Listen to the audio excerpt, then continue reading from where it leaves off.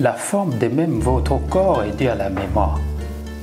Si un oiseau mange une mangue, il devient un oiseau. Si un ver mange une mangue, il devient un ver. Si vous mangez une mangue, vous devenez un être humain. La même mangue, le nombre de choses qu'elle fait, en fonction du type de mémoire qui est porté.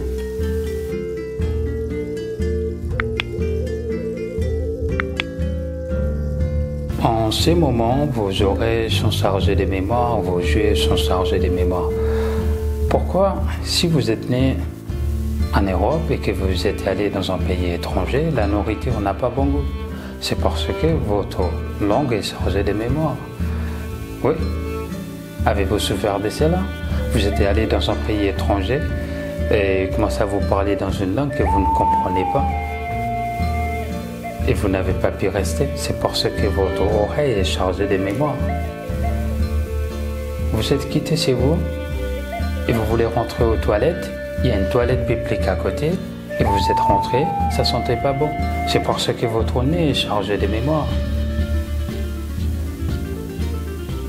Ils veulent que la même chose revienne autrement, ils vont souffrir.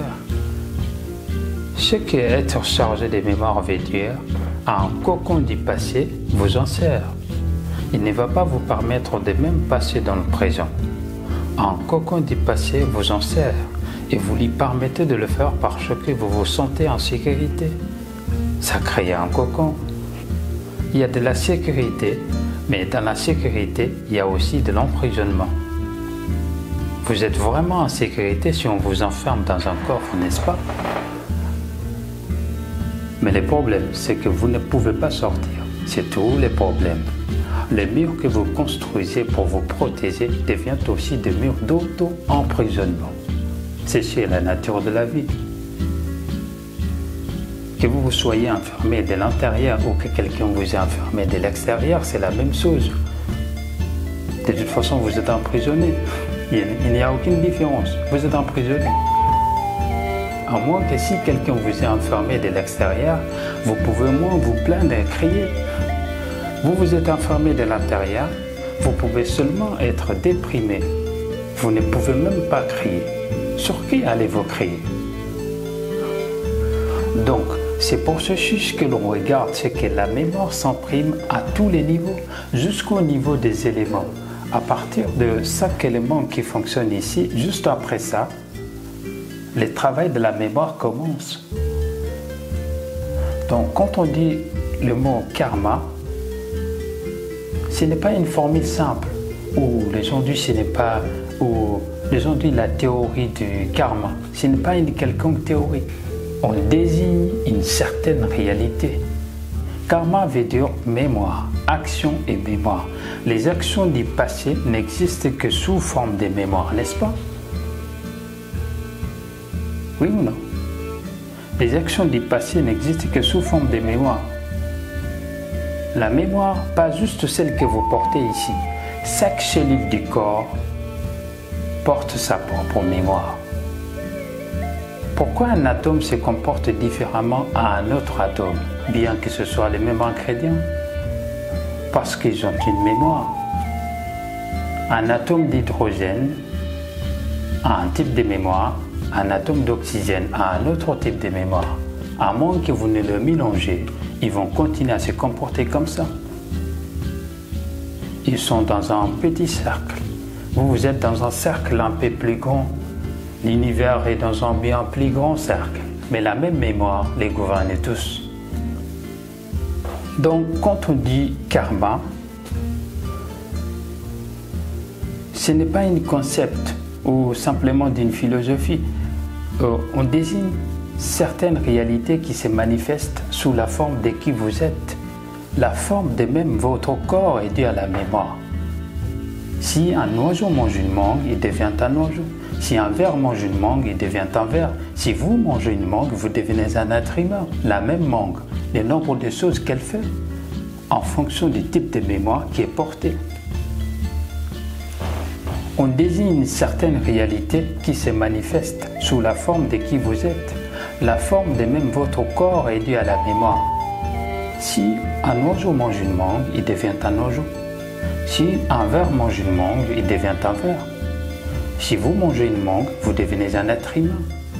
La même mangue, le nombre de choses qu'elle fait, en fonction du type de mémoire qui est porté. Ce que vous appelez une graine. Si vous plantez une graine dans le même sol, ici vous plantez un pommier, ici vous plantez un manguier, celui-ci ne va produire que des pommes, celui-là ne va produire que des mangues, parce qu'une graine est une certaine quantité de mémoire. Je sais qu'il y a une photo ou un journal qui vous dit un jaquet qui a fait des bananes. Ça, c'est autre chose. Oui, vous avez vu ça? Vous êtes tous des êtres humains ou des aliens? Non, vous n'avez pas vu ça? Un tas de bananes qui sort d'un jaquet pour on ne sait quelle raison. Ça, c'est un monstre. Il y a forcément des mélanges quelque part. Mais sérieusement, si vous plantez un noyau de pommes et un noyau de mangue, celui-ci ne va produire que des mangues, celui-là ne va produire que des pommes, parce qu'une graine est une certaine quantité de mémoire. Que ce soit une graine de plante ou des graines d'un mâle qui est rentré dans le ventre d'une femelle, c'est la même chose. Ce n'est que des mémoires et mémoires. C'est cela des karmas. Et ça monte tout droit, tout droit, tout droit jusqu'au niveau des éléments. Seul l'élément pur est dénué de mémoire. Donc l'idée, quand on commence par goûter ça, parce que la chose la plus importante, qu'il a maîtrisé les éléments. Comme il a maîtrisé les éléments, il a un œil qui n'a pas de mémoire. Un œil sans tache, qui voit tout juste tel que c'est. Donc le yoga, c'est essentiellement de développer un œil qui n'est pas contaminé par la mémoire, qui simplement voit. Il ne voit pas les choses de la façon dont votre mémoire les pervertit. Il voit tout juste tel que c'est. Cet œil va voir des choses qui n'arrêtent pas la lumière. En ce moment, ces deux yeux ne peuvent voir que ce qui arrête la lumière. Tout ce qui laisse passer la lumière, vous ne pouvez pas le voir. Si vous commencez à voir quelque chose qui n'arrête pas la lumière, ça veut dire qu'une autre dimension d'œil commence à fonctionner. Merci pour votre attention.